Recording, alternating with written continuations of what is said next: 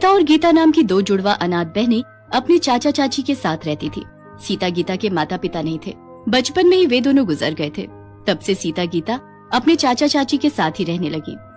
पर उन बेचारी अनाथ बच्चियों की चाची चंचला बहुत ही बुरी थी। वो उन दोनों को बिल्कुल नौकरानियों की तरह ही रखती थी।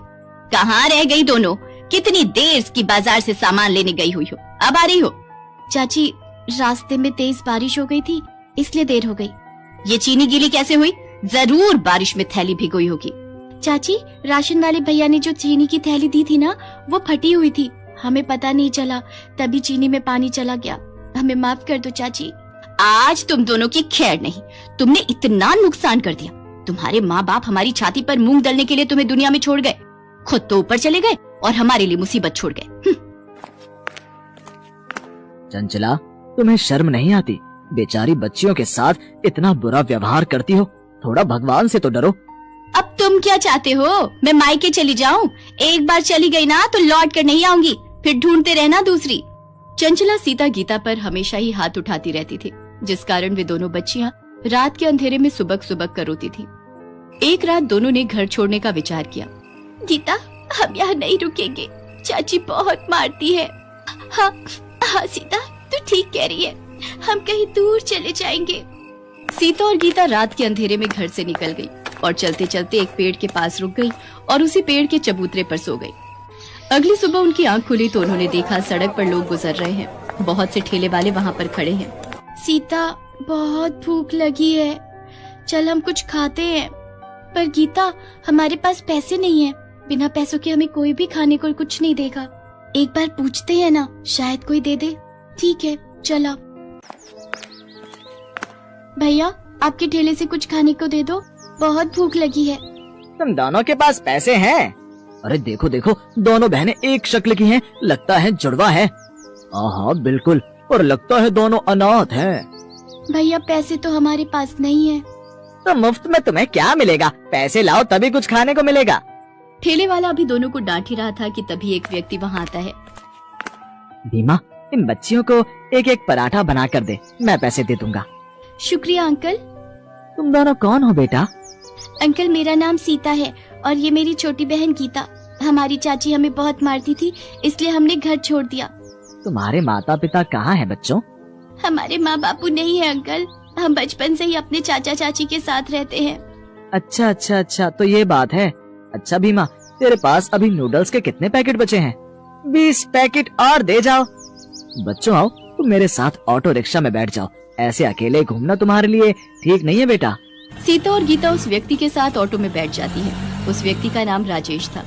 वो अपनी पत्नी के साथ मिलकर घर पर नूडल्स बनाने का काम करता था और नूडल्स के पैकेट बाजार में ठेले और रेस्टोरेंट वालों को सप्लाई करता था।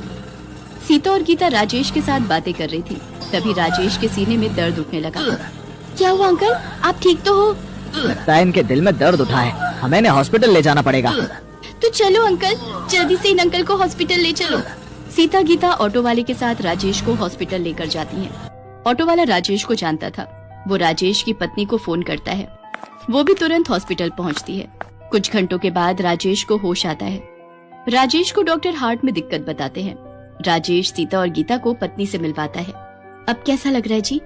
मैं ठीक हूँ संध्या, चिंता मत करो, ये सब तो जीवन में चलता ही रहता है।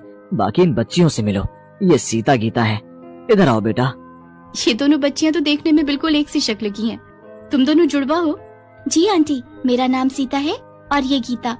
अगले दिन डॉक्टर राजेश को छुट्टी दे देते हैं, पर पूरा आराम करने के लिए कहते हैं। राजेश को अपने काम की चिंता थी।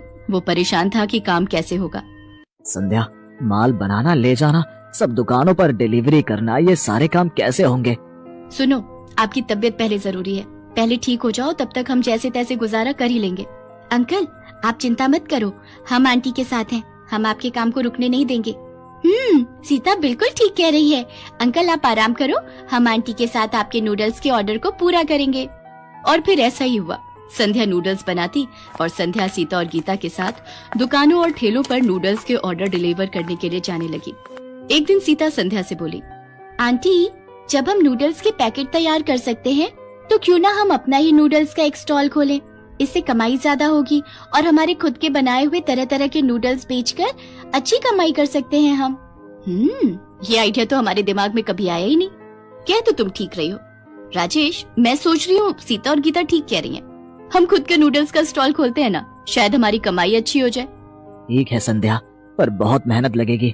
तुम्हें सुबह उठकर सारी तैयारी करनी पड़ेगी। स्टॉल पर सारा दिन खड़े होकर नूडल्स बेचने होंगे। क्या तुम ये कर पाओगी? मुझे बस आपका साथ चाहिए, और फिर मेरे साथ सीता और गीता जैसी इतनी प्यारी प्यारी बच्चियां भी तो हैं। और फिर संध्या ने सीता और गीता के साथ मिलकर अपने ही बनाए नूडल्स को तैयार करके बेचने के लिए एक स्टॉल किराए पर ले लिया। सीता और गीता जुड़वा बहनें थीं। लोग जब उन दोनों को स्टॉल पर संध्या के साथ नूडल्स बनाते देखते तो आश्चर्यचकित होते, और वो स्पेशली उनके स्टॉल पर नूडल्स खाने जरूर आते। धीरे धीरे ग्राहक उनके स्टॉल पर बढ़ने लगे और संध्या के नूडल्स स्टॉल की अच्छी कमाई होने लगी। संध्या, सीता और गीता दोनों बच्चियां मेरे लिए बहुत भाग्यशाली बनकर आई हैं। सचमुच तुम दोनों बच्चियां मेरे लिए बहुत लकी हो। राजेश की तबीयत में सुधार आ जाता है। अब वो नूडल्स के पैकेट की सप्लाई के साथ साथ अपने स्टॉल पर भी नूडल्स बनाने में संध्या और सीता गीता की मदद करने लगा, और वो सफलता को छूने लगा। एक दिन सीता गीता के चाचा ने उन्हें नूडल्स स्टॉल पर देख लिया। सीता, गीता, मैंने तुम दोनों को बहुत ढूंढा। मेरी बच्चियों, तुम घर छोड़कर क्यों चली गई? चाचा, हम चाची से मिले और दुख नहीं झेल सकती थी, इसलिए हमने घर छोड़ दिया। और चाचा, अब तो हमें माता पिता के रूप में अंकल आंटी भी मिल गए हैं। अब हम इन्हें छोड़कर कहीं नहीं जाएंगे। अब यही हमारे लिए सब कुछ है। सीता गीता की ये बात सुनकर राजेश और संध्या उन्हें गले लगा लेते हैं।